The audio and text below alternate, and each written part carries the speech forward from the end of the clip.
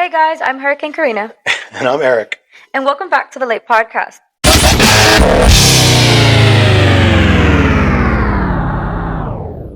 The law according to Eric. Welcome back, Eric. Thank you. Good to be back. Right? All right, so today we don't have HR. It's me and Eric back again. How we started the podcast.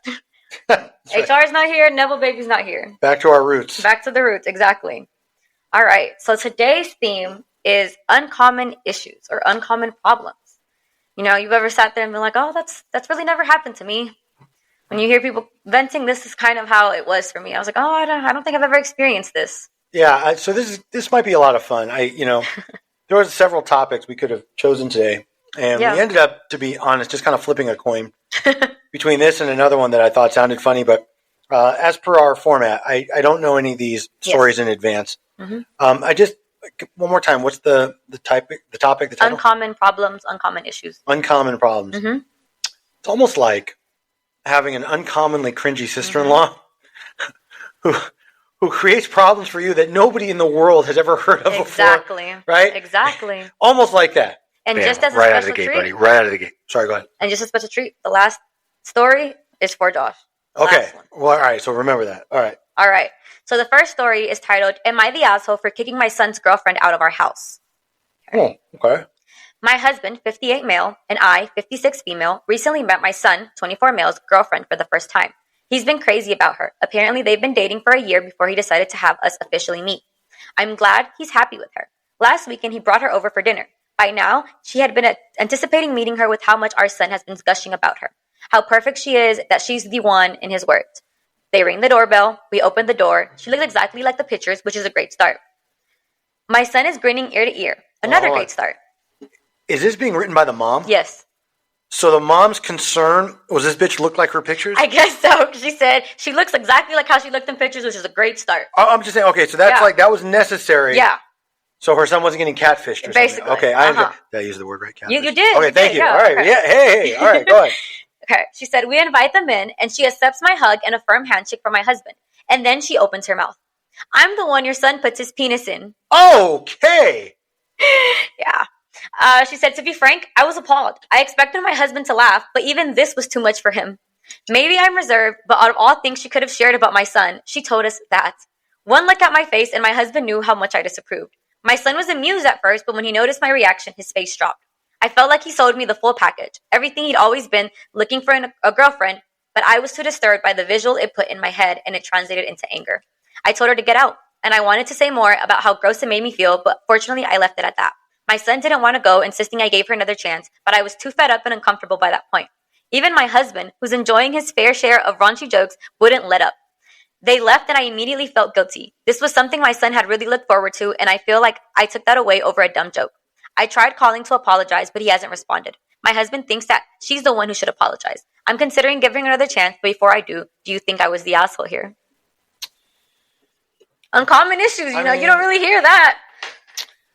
A little, to be honest. Would you have laughed? Yes, I would have. Okay. And I have a very interesting story that I should probably just tell you offline. Okay, that's fine. It's that's fair. Not terribly dissimilar to something like this. Mm-hmm. But so let me just say this. Right. I do think that depending on, first, where they're from in this country. Right. And how, I understand their ages. So they're like they're children of the late 60s, early 70s. It's definitely a different kind of mindset. Right. Look, I personally would find that funny and humorous, and I wouldn't react that way, right? Right. If, my son brings home a girl to me, right, or the first time we meet. Yeah. Now, but I also think, and I'm going to get canceled for saying this, but it really matters which gender of my child. That's what I was going to say. So if your daughter came with a boyfriend, and he was like, I'm fucking home, your daughter. Right, and this was like, yo, nice to meet you, Pops. I'm the guy sticking it to your little girl. Yeah. It would be a lot worse than like, hey, get the fuck out. Yeah. I'm just saying, not to be a dick, but that's the truth. Yeah. But if my son brings home this little, this little hyena, whatever they get, did I say that right too? You did, Thank actually. you. Thank you. Bring home this little girl, and he's like, yo, Dad, this is my girlfriend. She's like, oh, hi, Mr. B. Yeah, I'm the one that your son sticks it to. Yeah. I find that really funny. And like, okay, she's bold. Right. And she's got this like sense of humor, and the like, sense of humor is kind of similar to like mine. Right. So yeah, it definitely, there's a definite difference there. Okay. Now this was her son, and the girl saying it about her son. Yeah. So again, as a dad, that were my son's girlfriend, I would, not only would I not stop laughing, I'd probably tell that story to friends of mine. Like, you won't believe the, like, no pun intended, like the balls on this girl, right? No, but I would find that really like endearing. And also, and now I'm gonna put this on the serious tip. Okay. Did I say that right too? Yeah. I'm by the way, on a roll today. If you haven't figured out, my whole mission for today's episode is to try to remember every pop culture reference I can possibly think of. Have you heard the new word? Crisp? Demure. No. Oh, it's everywhere right now. Everyone's like, "Oh, that's very demure." Very really? Because a demure in state court is you're, attacking a complaint on its face. No, but this is demure. Oh, like a demure little woman who's like dainty. Like very classy, very respectful. I did hear the word crisp now, or crispy. Well, that's crispy. I've heard that one. Supposedly it's like really good. Like if it's great, that's crispy. Okay. But all right. So fam, I'm gonna be trying, and I say, I'm gonna try to use and hopefully I'm gonna do them all right. Okay. So, on the real tip, here's the thing. Mm-hmm. There is something positive. Yeah. About a young woman that has that kind of self-confidence. Yeah.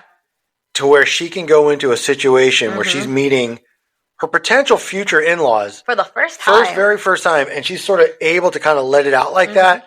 Kind of like, no pun intended, let her hair down and just sort of be authentic and kind of like, hey, this is what you get with me. Honestly, good for her. Yeah. So to get back to the main question, is she the asshole? No. Maybe I would give her like a 1 dingleberry because and the boyfriend could be a little at fault for not prepping her ahead of time. Because if his parents are like super religious, like from Iowa. So there's an update. You want to hear the update before you give the final dingleberry? Because I know that's where you were going. All right, go ahead. All right, go ahead. So they got in touch again. The son got in touch with her, right? And they decided that they were going to meet up again, right? They get there. The first thing the girlfriend did was apologize. Apparently, this was not the girlfriend's idea. This was her son's idea. Her son was the one insisting that if she made the joke, it would land and that it would be funny and it wouldn't make it awkward as a first time. Apparently, she didn't even want to do it. And she was like, no, like, we shouldn't do that. And he was like, no, like, they'll find it hilarious. Okay. That doesn't change that much. Yeah. I mean, because you could you could argue the flip side, like, well, look, if she had any fucking, if she had her own mind, right? She would be like, yo, Billy, I've never met fucking Mama Billy, Mama Lucinda, and Papa Billy ever.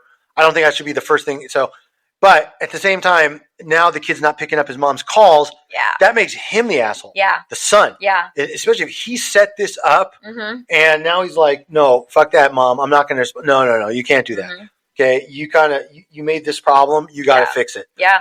So I'm glad you told me that because that changes a little bit. But I'm going to still give her just the 1 dingleberry. I'll agree with that. But I'm changing the reason. Now it's because she should have just said, "Hey, I'm really uncomfortable," unless she wasn't. Yeah. Right. Unless she was like, "Oh, that's really funny." Right. Okay. Now, what I will tell her and Lucinda, honest, you have a 2 on the Feldman scale of shame. Okay. You're not completely shameless for doing that. And I was going to give you a 1 or like a 0.5. Okay. But because now I understand that you were sort of like enticed into it. Yeah. Okay. But it still takes a pretty fair amount of shamelessness to be like, yo, nice to meet you. Your By the son way, is putting his penis in me. Right. Hello. And the only thing that would have made it funnier to me, I hate to say it, is rather than use the biologically correct terminology, I'd be like, oh, hi, I'm Lucinda, the one that your son's big, thick cock starts pounding. Oh, no. Wait, hold on. We're getting a call. Hold on. Yeah, we're back now. Okay.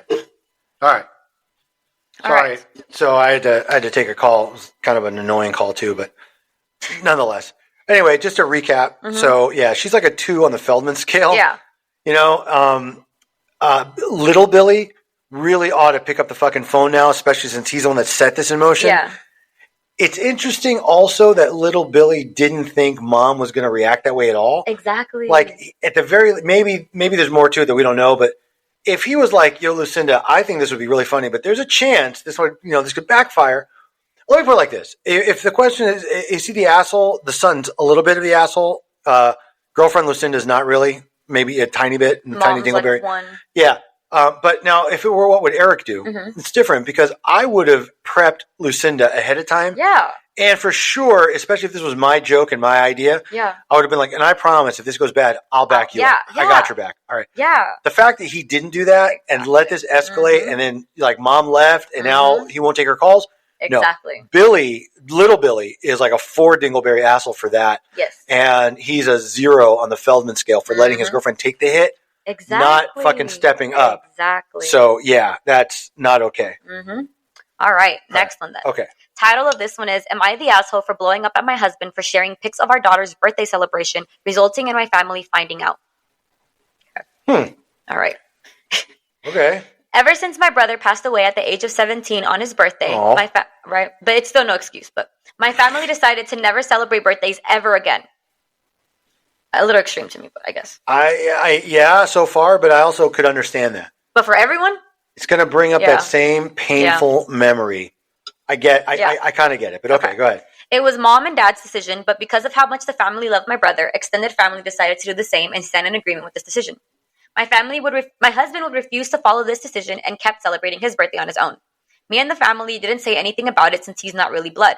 But when I first got pregnant, the argument about celebrating our daughter's birthday occurred. My family advised me to just not celebrate her birthday because she's a baby and she won't remember it anyways. I agreed, but my husband threw a fit and insisted that we celebrate our daughter's first birthday. I caved in eventually, but told him that we'd have a small secret celebration so my family would not find out about it.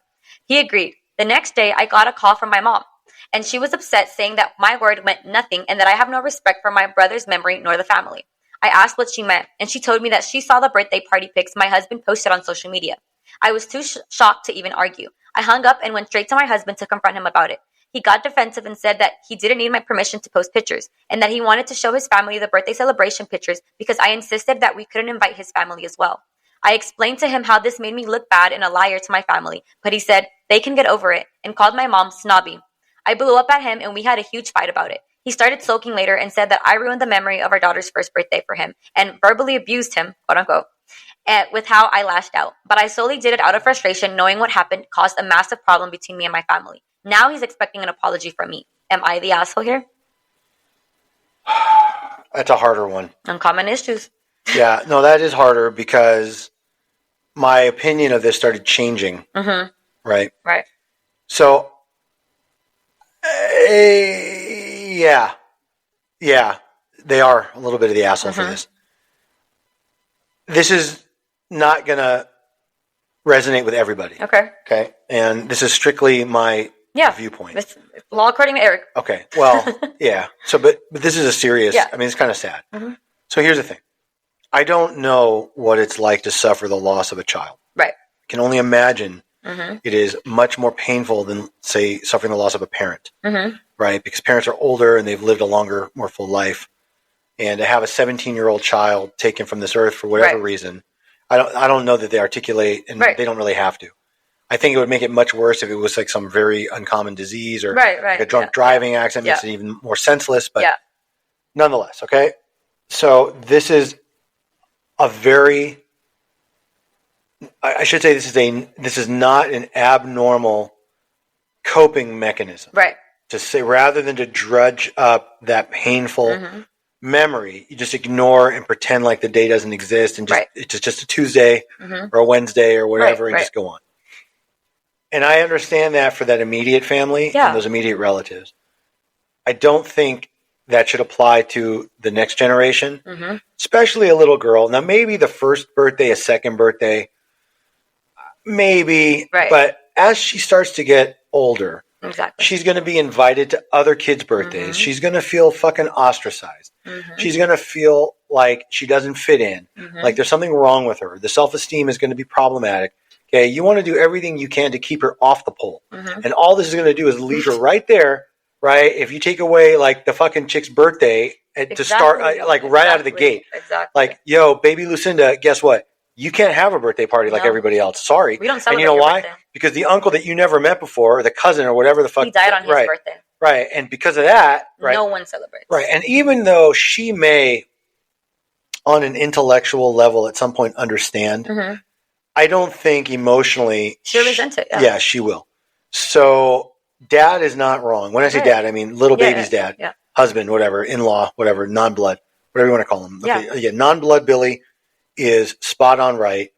You don't take things away from an innocent child who had nothing to do with any of that. Mm-hmm. And if anything, so I'll tell you a true story. Okay. About actual member of my family. Mm-hmm. And I had a first cousin that died before I was born. Mm-hmm. My father's older sister's son died in an army accident in Israel. Right. We never met him. And he was young. He was in his early 20s, vibrant, long life ahead of him, potential, the whole bit. Right. People, out of respect, would name their newborns after him. Oh.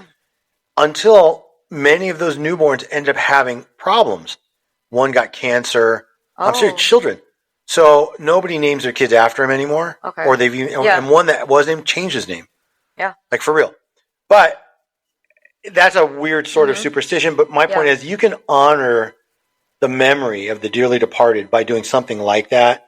And so, like, if the kid's name were Danny, maybe you name your daughter Danielle. Yeah. Or whatever. Mm-hmm. I think that would be okay. Mm-hmm. And maybe not too painful, but strip this kid's birthdays. And I'm sure, like, I guess devil's advocate playing for the baby's dad here. It was his first kid's first birthday. And I think your first child's first birthday will always be more a celebration for you than it is for that child. So I'm sure he was like, my baby girl is turning 1 today. I want to celebrate my first daughter. Like, it's her first birthday. So it's like, and I get him, like how he was like, you kind of ruined that for me because you yelled at me about it, I see that both ways. Yeah, yeah. I could see that. I don't think the one first birthday will impact the child. She won't know. No. Like I said, it was more for the parents. Yeah, and you could do a small, toned down kind of thing like, look, it's not a birthday celebration. Yeah. We just want to invite you guys over for a barbecue or something. Mm-hmm. And that would have been it, okay? But again, as this child gets older, there are these sort of social norms that she's going to be not included in. Exactly. And it's going to make her feel awkward and resentful and unwanted and weird. Okay. Yeah. And those are the first 4 ingredients of becoming a stripper, right? That's it. I'm just saying. Yeah. No, right? Yeah. And God forbid she an ugly baby, then she'll be a broke stripper, which is even worse. That's true. So let's avoid another unwanted child on the pole that may end up getting government assistance because she's too ugly to be a stripper to begin with. Exactly. And let's just let her have her fucking birthdays, princess parties, whatever. Exactly. Let her have her fun. Get the fucking pony, whatever she wants. Exactly. So sorry, to get back to the whole, right, so I don't think dad is an asshole at all. Me neither. For this. No. Like baby dad. No. Baby Billy dad. Baby Lucinda's Do you think dad. he's asked for posting it on, like, Facebook? No. No, me neither. No, good. I was just asking because I didn't either. His right to do it. Yeah. And you can't, look, if there should be one, honestly, truth, like no jokes, no joking here. The one recurring theme in this post really ought to be, you got to do what's good for your own family. Yeah. Respect what others do, but you have to get them to respect what you do. Exactly. You don't have to go along with everything, especially if you're an in-law. You married into this. Exactly. Again, you want to be supportive of your wife and her family? Great. You never want to mention the name? I understand. Great. You're not going to throw big bashes or whatever? I get it. Or like he says, he celebrates his birthday by himself. Right. You're right. So he kind of accepted, and you know what? That's a really good compromise. Yeah. Thank you for reminding me of that. Mm-hmm. That's a great compromise. He's like, look, I'm going to take myself out for a burger and a beer because it's my birthday, and no problem. You guys don't have to come. Just for me. I'll go celebrate. Good for him for having that level of self-esteem. Exactly. Yeah. To where he's completely okay to do that. Yeah. So, but the family, they're 3.5 dingleberries. Yeah. I feel bad they lost a child and a brother. Yeah. But you can't take the right. You're taking it out ultimately on this poor little girl, your grandchild. Exactly. So, and on the Feldman scale, I'm going to give it like a 5. Yeah. I mean, it's a little shameless to kind of impose that on everybody else, but I completely understand why. Yeah. So I can't get too hard on them for that. All right. Okay. Next one's a lighter mood one. Okay. All right. Title for this one is My Boyfriend, male 35, of 1 year, suggested that he takes me, female 32, for a Brazilian wax as a date idea. How do I tell him that made me feel uncomfortable? So that's just say, honey, that makes me uncomfortable. That's just Did I just solve this bitch's problem? No. Oh, okay. Because I mean, you know the old saying, right? I got 99 problems, but a bitch ain't one. Exactly. That's all you got to say. But yeah. All right, sorry. All right. That was old school. Wait. I knew that one though. Well, hold on.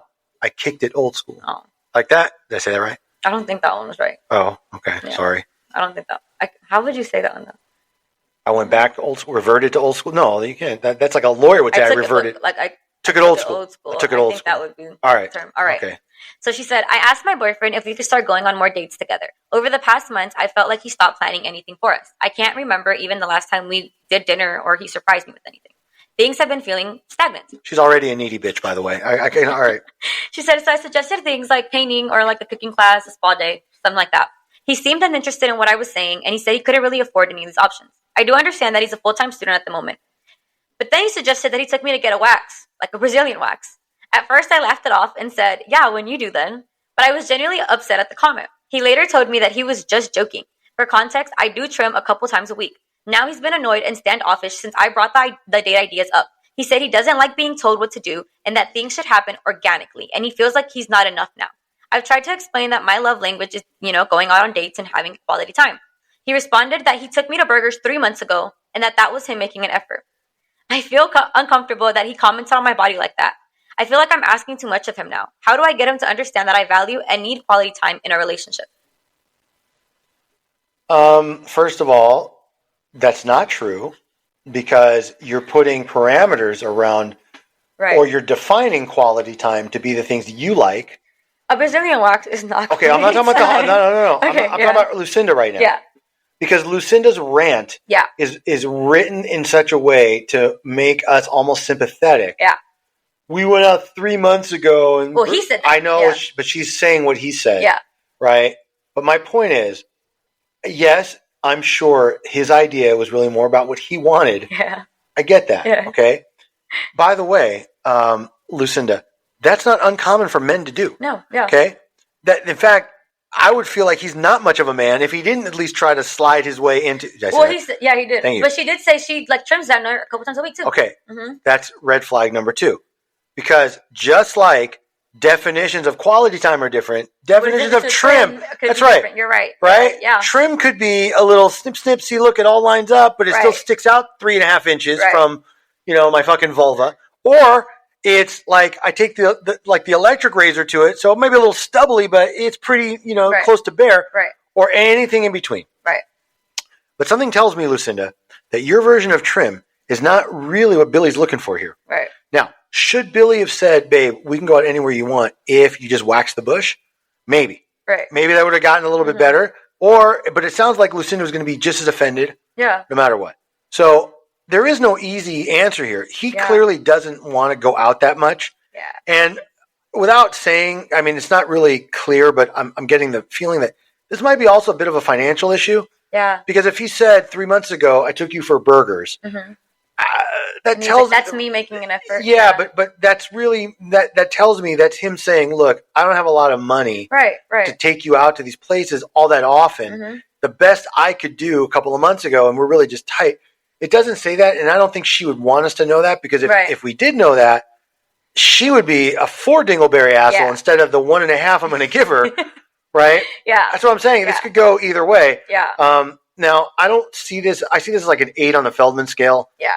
The Billy gets a 6 for being I'll give Billy like a 5. Yeah, I'm saying it's it's a little shameless, but I understand this was there was a greater agenda at work here. Yeah. So I get that. I don't understand why guys just can't say, look, Lucinda, I prefer hairless. Yeah. Okay? It's just my preference. Yeah.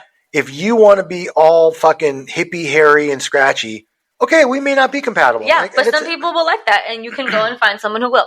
100%. Exactly. Yeah. Just like I prefer, I want silky smooth, but I don't want to do that to myself. Like, I don't want to shave my underarms like a professional wrestler. Right. You know what? Right. I'm not shaving my chest. Okay. Right. I think most men manscape these days, and then that's fine because it's also kind of more hygienic. Right. Right. But I'm not going to trim my chest and my back hair or anything. Like, not that I have back hair, everybody. I'm not saying that. But you know what I mean?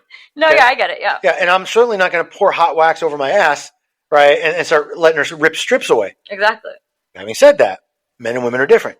Okay, there are way less painful ways that women can get all clean and trimmed, as opposed to men.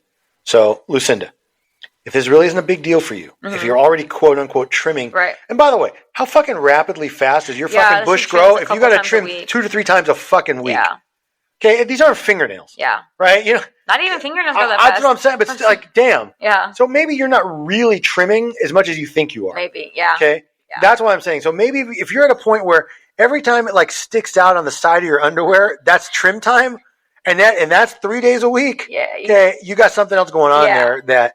You know, it's like you know what would be really funny, like as a practical joke. You know, like you ever see those commercials like Hims and Hers? Right. It's like a whole hair growth, like regrowth. You imagine you take that male hair growth formula and you just mix it into like my God, like lotion or shaving cream or soap or whatever, right? And then you want to see what a bush really looks like. There you go. There you go. It'll just be all out there. Oh my God. Yeah, I also feel like I don't think maybe their love languages are compatible. It seems like she wants that quality time, and that's what she's standing for. And he's kind of like, that may not. What I'm saying, I don't think that's his love language. And if you're not compatible or like, I don't think it's going to work out. If you're okay, so by the way, am I the asshole? I can't remember. This is what would Eric do? Okay. So Eric's going to solve this problem for Billy. Ready? 3, 2, 1. Here we go. Okay. Billy. If money is tight and you want to test the theory of quality time, what I suggest is on the next Friday afternoon or whatever, if you can, try to get home a little bit early, or when Lucinda's not there, set the table. Yeah, get some Little Caesars pizza. Right, or even if you could do microwave dinners if you can't cook, or make a little something. Yeah. Make a little evening. Get the cheapest wine you can find. Yeah. It's still going to cost you way less than a night out. Trader Joe's has $5 Bellini bottles. There you go. I don't even know what that is, but that's fine. It's like mimosas. Okay, whatever.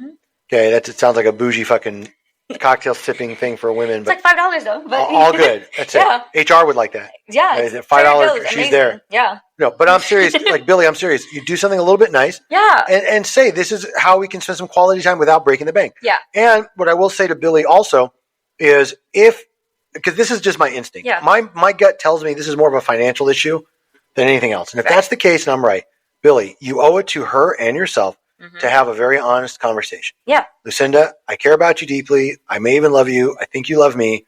I do want to spend time with you. I enjoy spending time with you. Honestly, though, I just can't afford the things you like. Yeah. And it may take me a couple of months to save up before I can take you to the next bougie spot.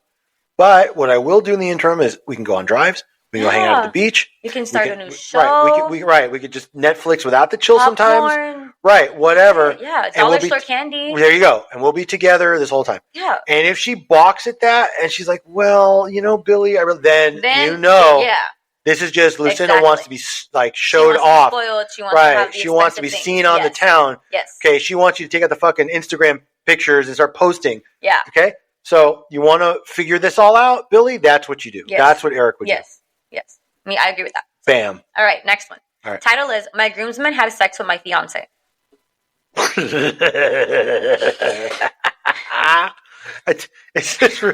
Is there really much to talk about after that? Yeah, there is a this one. Oh, okay. Right.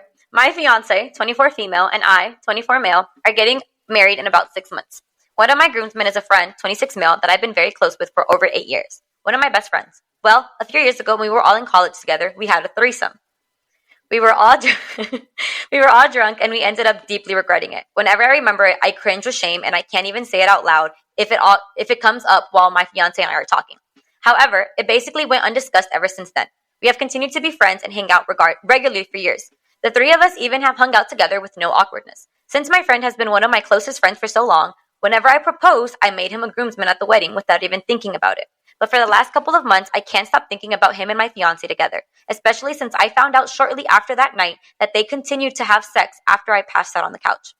Also, on top of this, before the incident, my friend had inappropriately touched my girlfriend after a night of drinking when the three of us fell asleep in the same room. But basically, now I feel like it's humiliating to have him as a groomsman and that I should tell him he can't be up here with us anymore, especially since other people have heard about those things, so it's not just a secret between the three of us. At the same time, he is my friend and it feels crazy to do this to him. I just don't want to make waves and create a rift in a larger friend group since they are part of the wedding party as well. It also feels silly and unfair to bring this up now, years later, of not saying anything and acting like best friends. I know my friend is ashamed of that night and of his actions from college, and I believe he has changed. We all have. I have no idea how or if to approach him about this, or if I'm overreacting / overthinking. Maybe I shouldn't let it bother me since it was so long ago. But every time I remember that night, I get filled with shame and embarrassment. What would you do here? I think that our positions might be different. Right. Just having a male and female perspective. Okay. If you're asking what would Eric do, not a fucking thing. Yeah. I would not bring it up again. No. I would not mention it. I would you let it go for too long. I would find myself a therapist so I could talk out these issues I'm having and these feelings of anger, humiliation, cringiness, whatever you want to call it.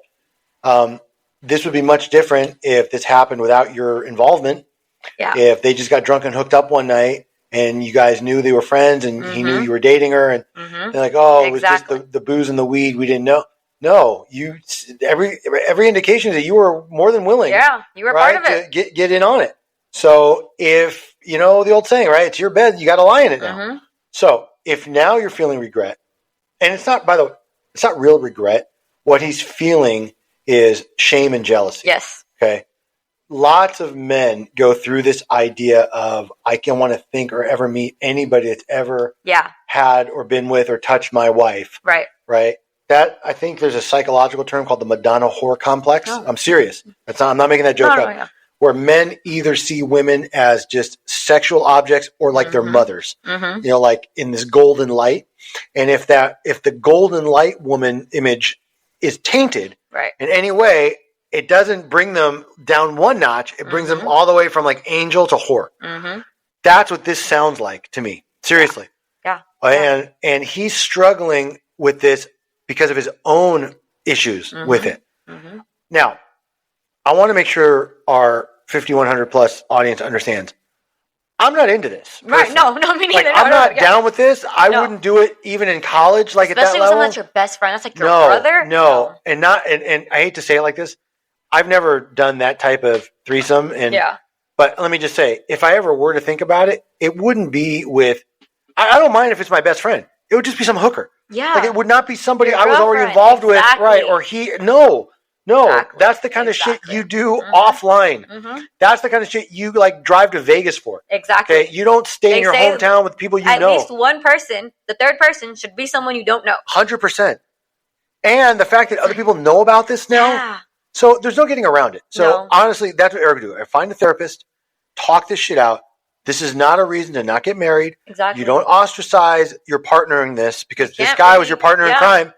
And you're still friends, and all this, and you all these kept years, it going. You're like, hey, like we're besties still, right? But let me tell you the most important part of this, and I this is all leading up to what I think is the most. Well, I don't want to say important necessarily, but to me, what stood out the most, the fact that he openly admits that they've all matured and changed. Yeah. And friend Billy also, like threesome partner Billy, has grown and has changed, and he believes it's genuine. Why are you going to drudge all this up? Exactly. Everybody has moved on now except you. So to me, that tells me that, marrying Billy, fiance Billy, you have the problem here. Yeah. Get over it or seek some help, talk it out, whatever. Yep. You need to move past it. And I'll tell you why. Because you will forever regret, not regret, you will forever resent your wife and friend.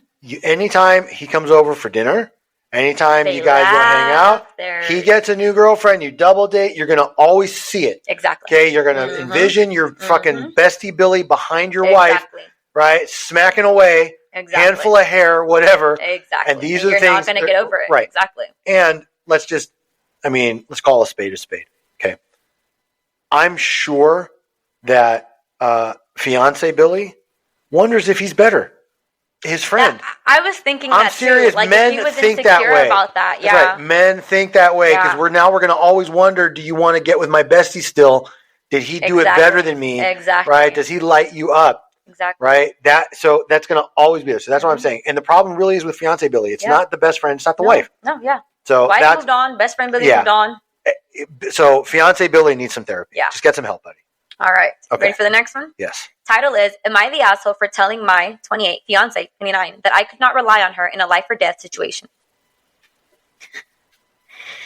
Might be true. I mean, all right, go ahead. I have what I think is a very good sense of situational awareness. I'm a quick thinker and I tend to not panic in dangerous situations. My fiance, on the other hand, is the exact opposite. If I'm being nice, I would say that she doesn't have any awareness of danger. If I'm being honest, I would say that she has the survival instinct of a panda raised in captivity. That's very mean. She has. It may not be untrue. I know people like that. I mean, one of my own daughters is kind of like that. But okay. She had no sense of danger around her, doesn't constantly examine her surroundings for things that could be dangerous, and when things are bad, her reaction is to panic and scream. Friday, we went on a friend's boat and we got into a dangerous situation. We were anticipating light rain, but we ended up with a downpour, high winds, and high waves. While me and the other men were trying to scrap things down and keep the boat from capsizing, my fiance started screaming and crying for her dear life. She was in hysterics, and I get it. It was a scary situation, but her yelling and screaming that we're all going to die and for God to save us, and literally crying, saying that it's my fault that she's on the boat because I asked her to come with. None of the other girlfriends or wives are doing this, just her. I'm sure the other women there were just as scared, but tried to keep it in for the sake of the men doing something about it. The downpour was really bad for about 15 minutes. So 15 minutes of wailing while we are trying everything to keep things all right. We made it back safe with a little more damage than a few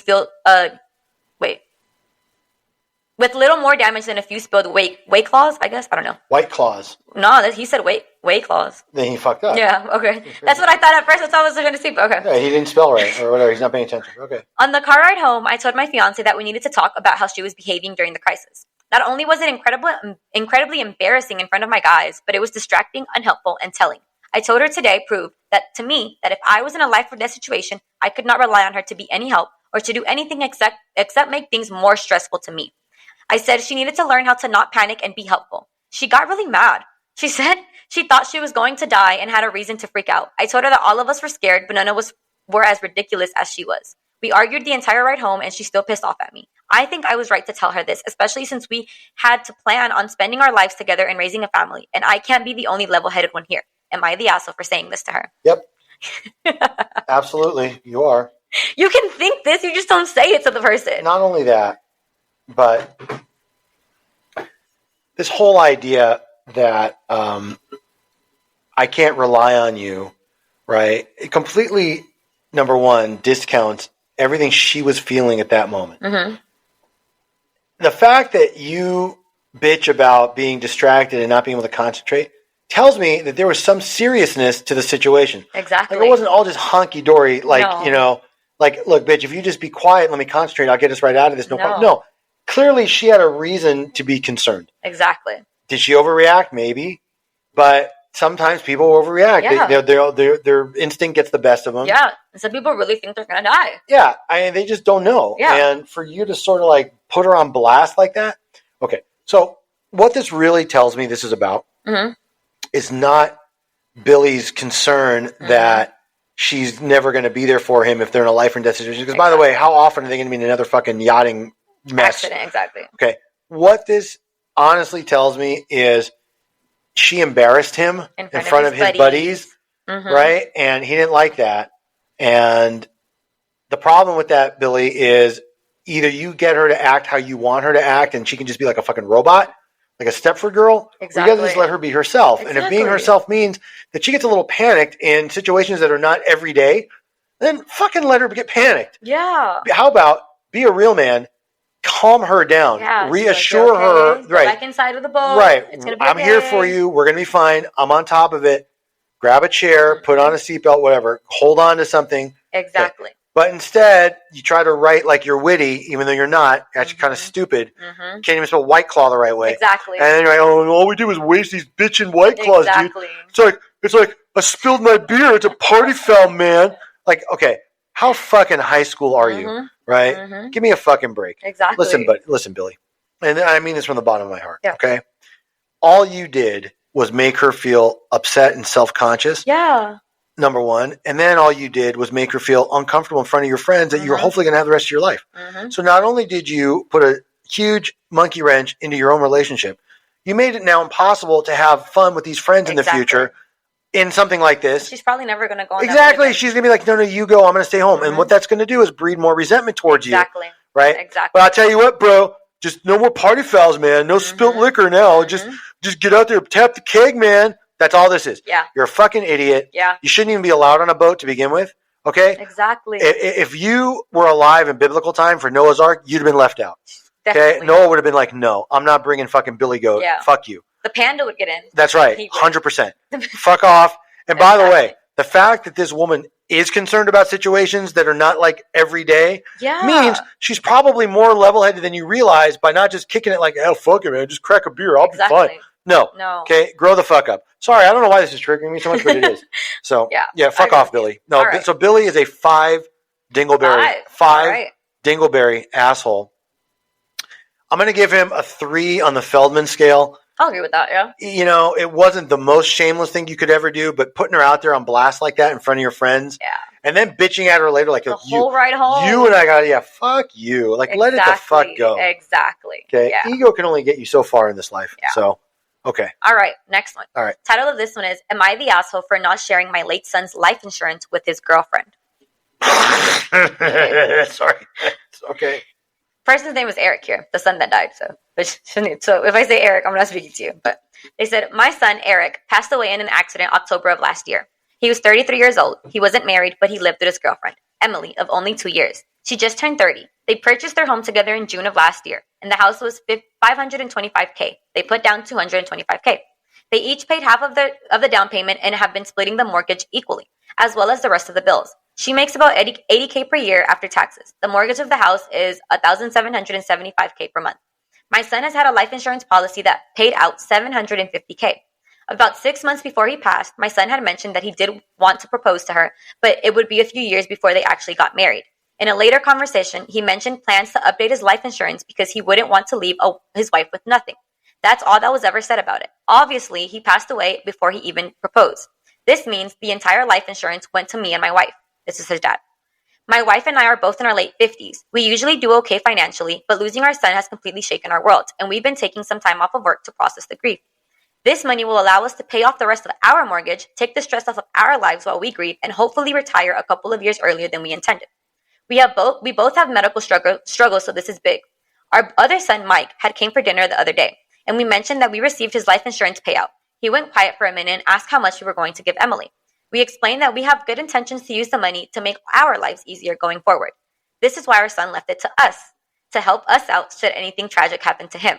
Later, way after he left, Mike said that he understood that we were grieving, but we were selfish and narcissistic for not considering how tough this should be for Emily. 1,000%. And he said, and not even helping her by giving her enough to even pay off his share of the house. 1,000%. If not the whole mortgage. He said, we were kidding ourselves if we really thought Eric would have wanted this. I've tried to keep my emotions out of it and stick to the facts. All of us, my wife, son, the rest of the family, and Emily, are absolutely devastated by Eric's passing. I don't want people to think I'm heartless here. So am I the asshole? Fucking Eric died? Yeah, I told you. Eric died. I told you this from the beginning. Oh, I'm sorry. I was looking at my phone. But I said the son's name was Eric. I understand. Yeah. Okay, well, that doesn't change my analysis. Again, when people go out of their way to justify their behavior, exactly, it's because they know what they're doing is fucked up. Okay, so Mama Lucinda and Papa Billy are being very selfish. Yeah. Yes, I understand that you can find all sorts of goodness in $750,000. Hell yeah. Very few people wouldn't be able to find lots of goodness in $750,000. Exactly. Having said that, for the love of God, this was a woman your son was going to marry. They bought a house together. Right. Okay. I like the idea of splitting it down the middle. Yeah. Saying, look, legally, we're not under this obligation. Morally, we think this is the right thing to do. Yeah. I think that he would have wanted everybody to, feel a little less stress and financial issues as a result of his passing. So I think this is fair. That's what I would do. Yeah. And that's what I think they should do. Yeah. This idea of, well, we have our own struggle. Everybody does. Eric would want us. No, Eric wanted his fucking future wife. Exactly. And that's what Eric was going to do anyway. And Eric fucking told you. Right. Exactly. So, and the fact that you're admitting as much on Reddit just means, by the way, that you just documented evidence of your son's intent, your deceased son's intent. Exactly. Should Lucinda ever find this, fiance Lucinda, ever find this and decide to sue you for it. Putting that aside, do the right fucking thing. You greedy fucking slags. Yes. And give her half the fucking money. It doesn't have to be all of it, but give her fucking half. Like the brother said, even at least to just cover the mortgage. Not even. Make it simple. Don't sit and try to do fucking math. Give her half of it. She gets $375. You get $375. She'll have to pay taxes on the money anyway. Exactly. Okay? That's it. Stop. Exactly. Seriously, stop. Yeah. And one last thing, and I know I say this all the time, but I'm going to say this again. Reddit is not the fucking place to solve this. No. Okay? Talk to a priest. Yes. Okay? Or a rabbi. Whatever you believe in. Right. Talk to somebody who has a sense of ethics, right? Who will lead you down a path that you will not feel fucking shitty and ashamed of yourself for exploiting your dead fucking son's life insurance to pay off your fucking mortgage. So you can retire. Fuck you.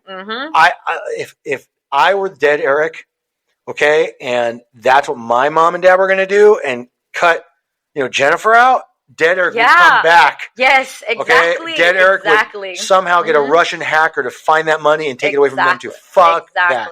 You can't just do that. No, so that's what I thought too. Yeah, okay. And I was like, even like the brother saying, like, the brother doesn't even want anything of it. He was like, I just feel like you should give it to her. That should be enough. And I feel like that's what actually made them feel bad about it, because the brother was like, you're kidding yourself. Like, you really thought that? So, yeah, assholes. But hopefully they come, to that agreement. All right, next title. Are you ready for this? Okay. Title is My 33 Female, Long-Term Partner, 34 Male. Just admitted. Are you ready for the rest of the title?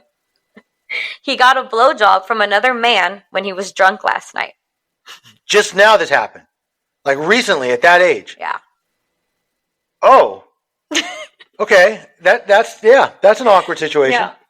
What do you think, before we get into this, I'm sorry, I have so many questions.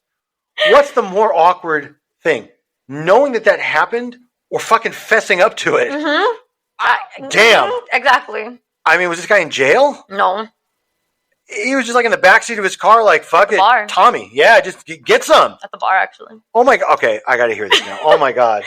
Okay. Wow. She said, hello. Hello. My partner and I have been together for nearly 15 years. 15? 15. Okay. I am my partner's only relationship, and prior to being together, he had no other romantic or sexual experiences. That explains some of it. Exactly. Go ahead. While we've had our ups and downs, I felt mostly happy in our ins relationship. And outs. Sorry. Right? Exactly. Sorry. I'm gonna do this whole time. Oh my God.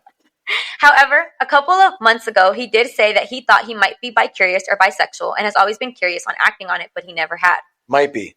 So immediately that means he is. He is. But okay, he's just testing the water there. All right, but go ahead. I have never wanted him to feel regretful or resentful of us or to feel that I'm holding him back. And I've always said that if he feels like this, we would talk about it and figure out the next steps. So letting him suck dick is not holding him back anymore? He didn't suck dick. Well, you know what I'm saying. Yeah. Like, okay, all right. But she always said, like, if you feel like you want to, like, let's talk. We can see where it's going. Yeah. However, I was away this weekend visiting my grandmother that had dementia, and he stayed home. He went and met a friend for some drinks yesterday evening, and I figured he would probably get quite drunk. He phoned this morning in tears to say that after his friend left to go to a concert, he stayed out alone and went to a gay pub, which had a fetish night. I don't know what that means. He was very drunk and ended up receiving oral sex from a man. I don't doubt that he's very sorry and regretful because he was crying, but I'm very confused and hurt. I am hurt by the fact that he made a decision to go out to this venue by himself, surely knowing that it would be a situation where this activity is likely. You have to pay the entrance fee for fetish night to even be a part of the pub. So while he was drunk, several decisions were made before he ended up in that situation. I want to work through this, but maybe it's a sign that he never will be fulfilled with me. I will be just returning home later today and we will talk. Has anyone ever been in a similar situation? Nope. Just looking for thoughts on how to navigate Fuck this. no, I haven't I been. don't know how to feel. What would you do here? Okay, you know what? I have no fucking idea. This one, we don't know. I can't even relate to this a little bit. Isn't it? Yeah, this is not a normal issue. But let me tell you what's surprising is her whole take on this is about regret and resentment. How about the fact that he fucking cheated on you? Yeah. I mean, unless you subscribe to the Eddie Van Halen logic where blowjobs are not cheating, but I can't help but guess, other man or woman, would that have made her feel better? No. If he called her and said, Lucinda, look, I'm sorry. I went to a lesbian bar last night thinking I would be safe, but it was bisexual fetish night and I got blown by some random woman. Yeah, I don't think it would have made her feel better. That's what I'm saying. So are we missing the fact that it's not about... It's not about that. He cheated on you. He did. And he did. Like she said, I think what she is hurt, though, is that like she said, I told him, like, let's talk before you even want to do something like this. And he was like, no. But who's going to fucking say... You know my opinion? This isn't the first time he's had his dick sucked. That's possible because he knew where to go. He knew where to go. Right, he knew he paid the fee. That's what I'm saying. I don't think this is the first time he has that. Or it could be that Billy has been very bi-curious for a long time. Maybe. He may indulge in visual materials, you know, and maybe he finally is like, fuck it. Yeah. Maybe the drunkenness got his inhibitions down so low that he finally said, all right, I'm going to give this a shot.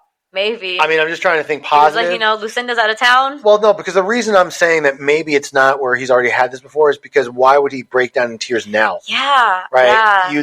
Unless this really was the first time and he was truly that regretful. Mm-hmm. So I'm thinking that he maybe was much more curious than he was letting on. Maybe, yeah. And he may have taken little baby steps towards finding out, like watching gay porn or something like that. And then maybe he finally was like, fuck it, she's not home. I'm going to go to the gay bar. Right, I'm going to go check out the Blue Oyster Bar or whatever it's called. You know, I know that name because there was a movie called Police Academy a few years ago. It was a very old movie. There's a bunch of them. I think they made like 9 of them at some point. Wow. Yeah, I know. That's how popular they were. Like, nobody's fucking heard of them anymore. But that was a scene like the Blue Oyster Bar where like they wandered into like a gay bar by accident. There was also a very poignant scene in The Sopranos theory where one of the mob boss captains was secretly living a gay life. Oh. And 2 guys went to make collections out of the gay bar and they caught him there. Oh. Right. Yeah, that was actually kind of a funny, you know, the guy was like in fucking chaps and the whole bit. And he was like a 380-pound guy too. Oh, geez, yeah. Yeah. So that made it, so they kind of like, you know, added some humor to it. Okay. But having said all of that, if you're asking what would Eric do, I don't know. I mean, okay, I can only, this is going to sound so fucking shallow and terrible. I can only put myself in her position if it was the opposite. Right. If my girl called me and she's like, look, I don't know what to say, but I let some other woman go down on me and I'm so sorry and I regret it. And she's out in tears. I don't know how like saying it out loud. Like, I don't really know how I would react. Look, I can give you all the Eric shtick you want about why didn't you call me? Right. I would have been there. But like actually being in that, you're like, what the fuck? And like she said, I think it's more of like the shit. So am I never going to fulfill that need? Or like, you know, because she can't do what a man can do. I mean, for sure, no. So I don't know. For this one, I was like, this is an uncommon one. I don't know what to tell her. I don't know what to tell her.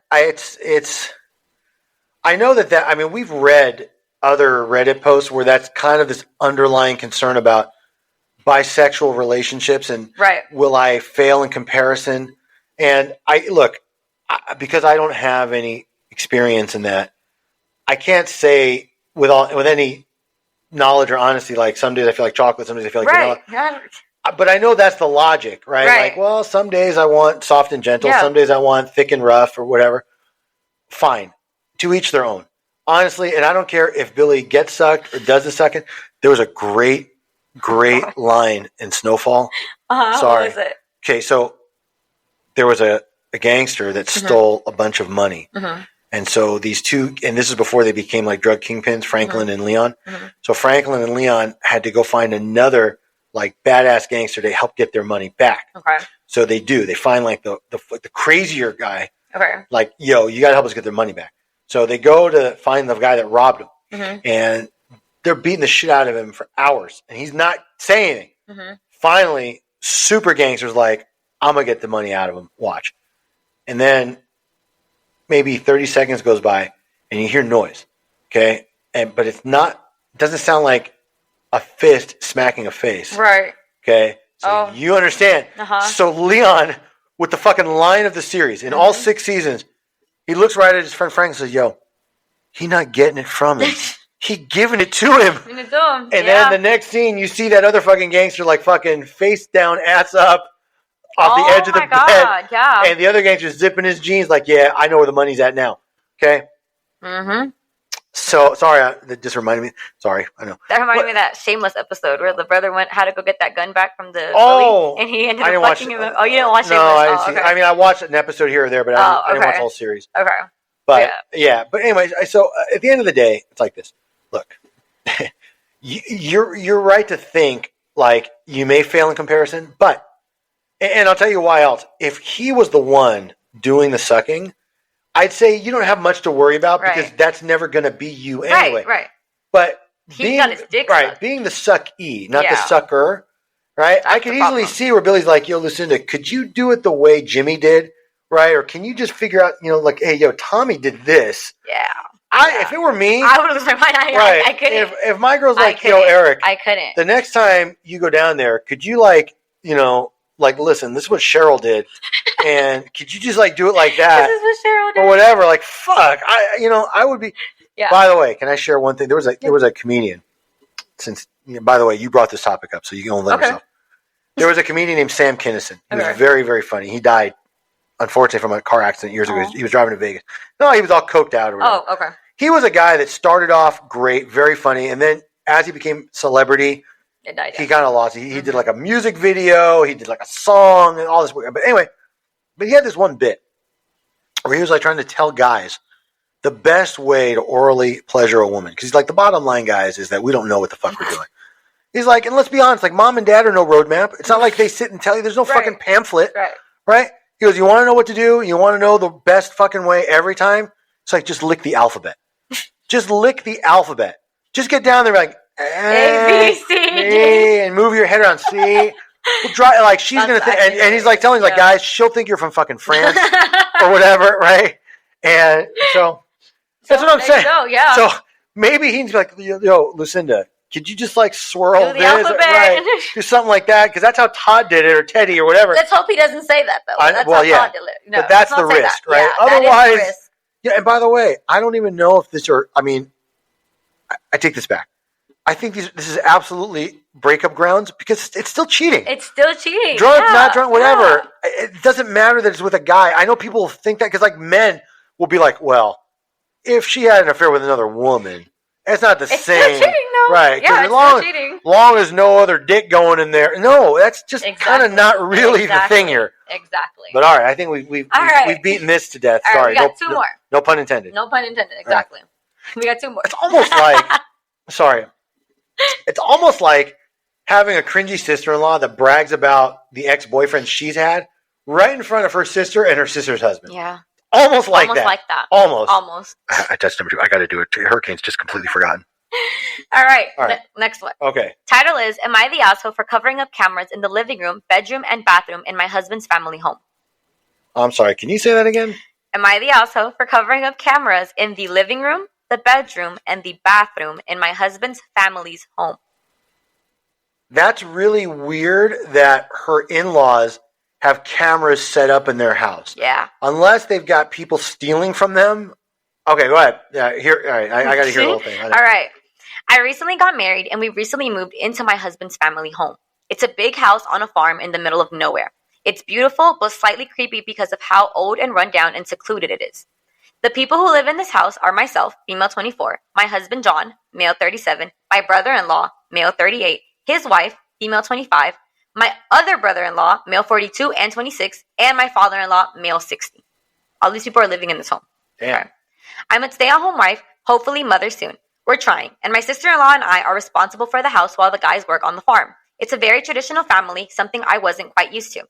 Within a few days, I noticed that the house, including our bedroom, the living room, and our bathroom, had cameras installed. It made me feel really uncomfortable, and I confronted my husband about this. He told me it's for safety and not to worry about it.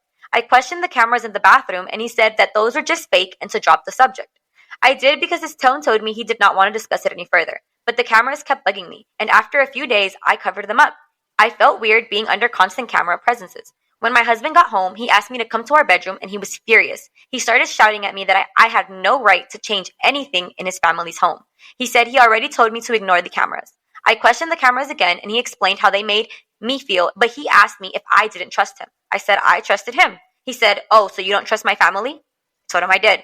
Then he said, "See, there's no problem then. Only family has access to these cameras anyways." I tried telling him that didn't make it better, but he told me not to touch the cameras ever again and to stop being a problem. The next morning, no one talked to me, including my sister-in-law. When we were done, or we were alone, she told me to stop making a mess and that she couldn't talk to me as it's punishment for being disrespectful. She told me to stop being an asshole and to listen to John and not get her involved in my marital problems. What kind of fucked up family is this? I don't think I was By being the way, an asshole. okay, so he's John. Is fucking dad Ezekiel and mom fucking, Mary? Mom's not there. Oh, that makes it even worse. There's no mom. Okay. It's just, there's a bunch of, that's dad, there's 4 brothers, the other sister-in-law, and her. That's it. And at the end, she just said, am I really the asshole for covering up the camera? No. So I don't think this is really an issue that you don't want your fucking crusty father-in-law watching you pee or jerk off in your room at night with your exactly. No. Exactly. What kind of fucked up fetish is this? And then to have everyone ignore you the next day. Yeah. No. This is a cult. Like, to me, I was like, this is a cult. Yeah. There's something that's why I was saying, like, maybe they've got some weird thing, but it feels like this is a voyeuristic issue for the family. Yeah. There's absolutely. So first of all, if the cameras are fake, why did you know that she covered them? Not only that, but why is it an issue then if she covered? Like, who gives a shit? Exactly. Right. And so just saying that is clear. Husband lied, and to me, that would be those would be grounds for, like, you know what? Fuck you. Exactly. A family home or no family home. And I understand we're guests in a way, but I don't want cameras in my bathroom or my bedroom. I don't care where I'm. Yeah. I could be in a public hotel. Especially if you're super secluded, like. Yeah, you know, like scream for help and nobody hears you. No one's gonna hear you. That. Okay, Lucinda, get in the fucking car. Yes. Drive as far as you can. Turn your phone off so they can't track you. Okay, get the fuck away from this fucking hillbilly cult, Amish, whatever fucking family. It's not even Amish because they have cameras. Right, they have electronics. They're not even weird Amish like that. They're just fucking weird. Yeah. Okay. Wow. Someone even asked, like, where's the mom, right? Like her mother-in-law. She was like, oh, they don't talk about her. They won't talk about her. You can ask them, they won't. Yeah, you know why? Because she's fucking hiding. Either that or they killed her. No, she's fucking hiding. Okay, she got the fuck out. Yes, she did. Okay, she got the fuck on. That's what I'm saying. Yeah. She's fucking gone. Yeah. And she's off the grid. She's like in fucking Montana in a bunker. She doesn't want to be found. Okay, fuck this weird sloth family or whatever. Bunch of fucking slee stacks. Literally, if you're too young to remember the TV show Land of the Lost, but that's what they said. They were all slee stacks. They just walk around. Literally. What's for breakfast, Paul? Oh, I'll tell you what's for breakfast, son. I won't get your wife's leg. Did you hear the age difference too or no? Yes. All of it. 24, 37. Yeah. It's just, and then the other one, 38, 25. Yeah, I'm telling you, okay, there's nothing. This is the one time where, you know what, sister, I'm glad you went to Reddit. You're going to need to hear more than just me. Yeah. Enough people are probably going to be like, yo, get in the fucking car. You need to leave. Right. Yeah. Fucking rent a hot air balloon if you have to. Whatever. Get the fuck out. Do not stay. It's a cult. I really think it's a cult. I don't see it as any other thing. There's something very, very wrong here. Especially, it's like, who in the family has access to these cameras? It sounds to me like the father thinks of himself like a savior. There are people that have these sort of like savior complexes, like people that think they're a messiah or a prophet. Exactly. You know, the whole Jim Jones and that kind of thing. So maybe there's some of that going on, but for the love of God, people, stop. Yeah. All right. You ready for the last one then? All right. This is the one you're waiting for, huh? Yes. All right. It's for you, bro. Title is... Oh, wait. Let me scroll back. There you go. I had missed it. Title is, I traveled to a foreign country to get pregnant by a complete stranger. I'm so serious. I'm so serious. Oh, he's going to love this. It's so good. Okay, go ahead. And apparently to Josh, it's not an uncommon issue, isn't it? To some people, may not be. It's weird as fuck to me, but go ahead. She said, let's get into it. 7 years ago, I was 24 years old, and I decided I wanted to have a child while I was still relatively young and energetic. Yeah, because 24 is the right age to, maturity to make these decisions. Yeah, she said, I had a college degree, made $90,000 a year as a marketing analysis, and I've been investing in the stock market ever since high school. I didn't want to be with the guy, and I knew that I didn't want to be married, but I knew I could afford to take care of a child. I've tried the dating thing, nothing clicked, and besides, I was always too busy to invest in a relationship. In the same time, though, I did want a child, and someone that I would love forever and would love me forever. I considered going to the sperm bank. I could afford it, but I've always hated medical environments and thought it would be creepy to have a child with a faceless man. That's creepy, right? I thought about getting naturally inseminated by a guy that I met online, but I didn't want to deal with the child custody issues. Finally, I decided that since I had already planned a 3-week working vacation to a foreign country, I might as well just kill 2 birds with 1 stone, right? Long story short, after asking around and paying some people, I found this guy who was willing to sleep with me every night for 3 weeks. Since this country has a low cost of living, he was willing to do the deed for a few $100s. I didn't really expect it to work, but 2 weeks after I got back, I missed my period and discovered that I was pregnant. The rest of my pregnancy went really well. My mom was a little shocked at first, and all the rest of my relatives were judging me. They all thought that I just got knocked up by some random stranger and I didn't want to tell them the truth. I started working from home, and now I have a 6-year-old son. I know to some of you this may seem uncommon. I know it might seem weird, but I think this is one of the best decisions of my life. Really? No? I mean, I'll tell you the stark contrast. Mm-hmm. The fact that she is able to take care of her own fucking child. Yeah, the uncommon issue would be, you know, having a sister-in-law who didn't take care of their child and liked having wine time and liked having the child call your dad grandpa. There she is. You know? Thank goodness she's back. Yeah, that would be really, really telling. Yeah. Look, if Lucinda decided to whore it up and this was intentional, and she had the financial wherewithal and the ability to work from home for 3 weeks. Yeah, at least she didn't like spread them all over town and not, you know, at least she kind of knows. Yeah. And hopefully she did some background, like no genetic diseases in the family. I don't think so. I think this is just the guy she found in this random island, and she was like, fuck it. He'll give me a kid. I want a kid. And I guess he's good enough looking every day for 3 weeks straight. Mm-hmm. I got to be honest. If I'm the guy in this situation and you're just going to go leave my island and go home and I never have to see you again, and basically I can just hit it for 3 weeks straight. And you're paying me. Right. And I can go bear, right? Just raw dog the shit out of it every fucking time. I don't see a lot of and get a few $100. I don't see any downside here. Right. Especially if he was smart enough, which I'm doubt he was, but he was smart enough to like sign a waiver saying you will never seek any financial compensation for this child, and I waive all my parental rights. He probably should have done something like that, but assuming that he can just block the bitch's number and he's in a different country anyway, I mean, it's a little savage, but all right, cool. I feel kind of bad for the kid. Yeah, the kid grew up, and she, like, someone asked her, like, okay, now that you're like 30-something now, like, are you with someone? She's like, no, I'm 30. I still haven't found anyone that I like.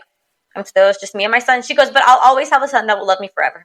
Maybe. I mean, until he finds out that mom just hoarded up with some random fucking island boy. Yeah, some island boy. Oh my God. You know what that makes me? That fucking the TikTok. The island boy. Oh my God. They're so douchey. That shit too. Yeah. I would literally risk losing my law license if I ran into one of them because the impulse to just punch them in the face is so strong. Yes. Or hit them with your car. Yes. Yeah. I just don't know that I could. Yes. Immediately.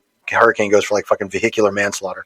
You haven't heard of that sound on TikTok? He's just a man. Hit him with your car. No, but I can say like Eric is thinking about like a fair fight, fist to fist.